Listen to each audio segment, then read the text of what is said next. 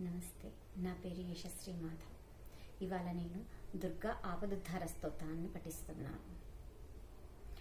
నమస్తే శరణ్యే శివే సానుకంపే, నమస్తే జగద్వ్యాపికే విశ్వరూపే, నమస్తే జగద్వంద్య పాదారవిందే, నమస్తే జగత్తారిణి త్రాహి దుర్గే, నమస్తే జగच्चिन्त्यमानस्वरूपे, नमस्ते महायोगी विज्ञानरूपे, नमस्ते नमस्ते सदानन्दरूपे, नमस्ते जगत्तारिणि त्राहि दुर्गे,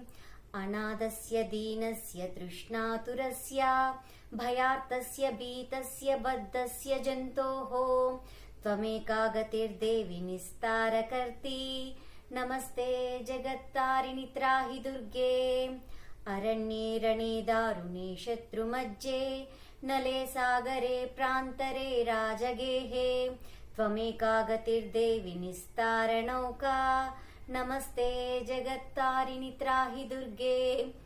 अपारे महादुस्तरेत्यन्तघोरे, विपत्सागरे मज्जतां देहभागां, त्वमेका गतिर्देवि निस्तारहेतुः, नमस्ते जगत्तारिणि त्राहि दुर्गे, नमश्चण्डिकेश्चण्डदोर्दण्डलीला, समुत्खण्डिता खण्डिता शेषशत्रो, त्वमेका गतिर्देवि निस्तारबीजं, नमस्ते जगत्तारिणि त्राहि दुर्गे,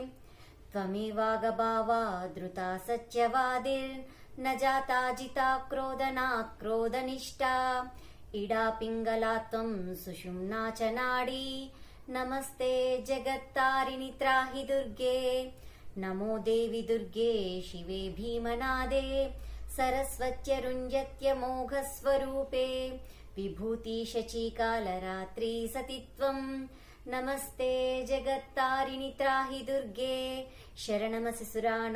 सिद्धविद्याधराणां, मुनिमनुजपशूनां जस्तिभिस्तास्त्रितानां, नृपतिगृहगतानां व्याधिभिः पीडितानां, त्वमसि शरणमेका देवि दुर्गे प्रसीद. इदं स्तोत्रं मया प्रोक्तं आपदुद्धारहेतुकं, त्रिसञ्जम्मेकसञ्जं वा पठनात् घोरसङ्कटात्, मुच्यते नात्र सन्देहो भुवि स्वर्गे रसातले, सर्वं वा श्लोकमेकं वा यः पठेत् भक्तिमान् सदा, स सर्वं दुष्कृतं त्यक्त्वा प्राप्नोति परमं पदं, पठनाद्यस्य देवेशि किं न सिद्ध्यति भूतले, स्तवराजमिदं देवी संक्षेपात् कथितं मया. इति श्रीसिद्धेश्वरी तन्त्रे श्री परमशिवोक्ति श्री दुर्गापदुद्धारस्तोत्रं सम्पूर्णम्.